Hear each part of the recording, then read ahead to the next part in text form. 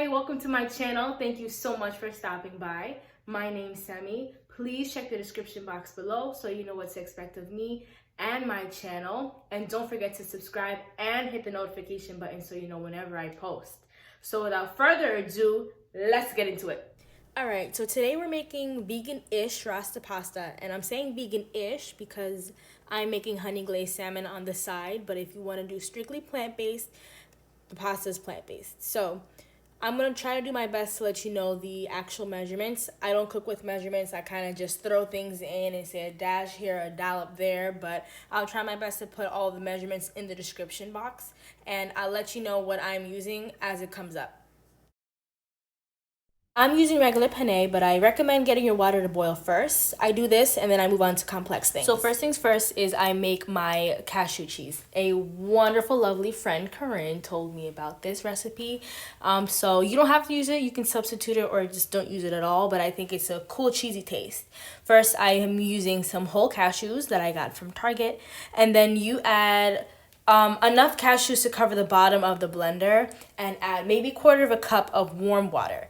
And then I use nutritional yeast. I got that from Whole Foods. It's about $6 or $7 and it adds a cheesy flavor.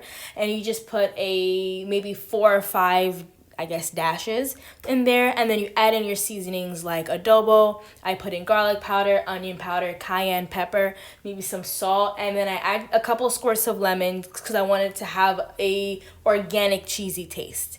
And then you just blend it and taste it to see how you like it.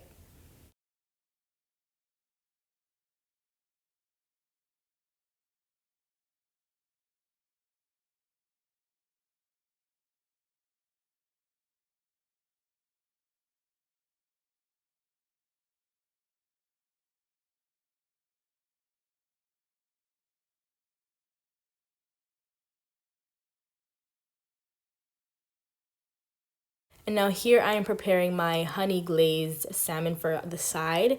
First things first is I'm using maybe 2 to 3 teaspoons full of Walkerswood jerk seasoning. Jerk seasoning is definitely the key to Rasta pasta. And then you add in your basic seasoning. So you can add in adobo, sazon, onion powder, garlic powder, cayenne pepper. You can even I use green seasoning as well. I believe Haitians call it Epis, but you can use some type of green seasoning. It's very, very, very common within Caribbean households. If you don't have that, you can use complete seasoning or something of that nature.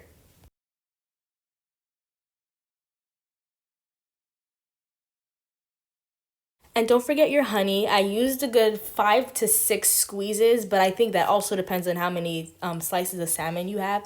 I believe I had about 5 or 6, so that's up to you. But once you're ready to get going, you can throw that on the skillet and also start chopping up your vegetables. So here I have mushrooms and some peppers. You can definitely add in some other things like onions. I believe I didn't have some at the moment. And then once that's happening, you can also get on another skillet some olive oil ready with some minced garlic and let that simmer and saute for just a little bit before you get your vegetables in that skillet. After about 2 to 3 minutes on its skin, you should flip the salmon over, but just be careful because I definitely ripped a piece of one, but that's okay. After I flip that over, I added my vegetables and I let that saute a little bit. I let that get a little bit brown first, not too brown because you don't want it to be too soft. But then once it browns a little bit, I added my green seasoning, again Epis or whatever you have, and then again some more basic seasonings like adobo, garlic powder, onion powder. And while that's sauteing, I'm rinsing my pasta under cold water. And here I'm adding in 2 teaspoons of jerk seasoning. Just be careful that you're not adding too much. Keep in mind the way the whole meal would taste and not just a specific aspect in terms of seasoning. And here I am adding dairy-free heavy whipping cream, which is the key to vegan Rasta pasta.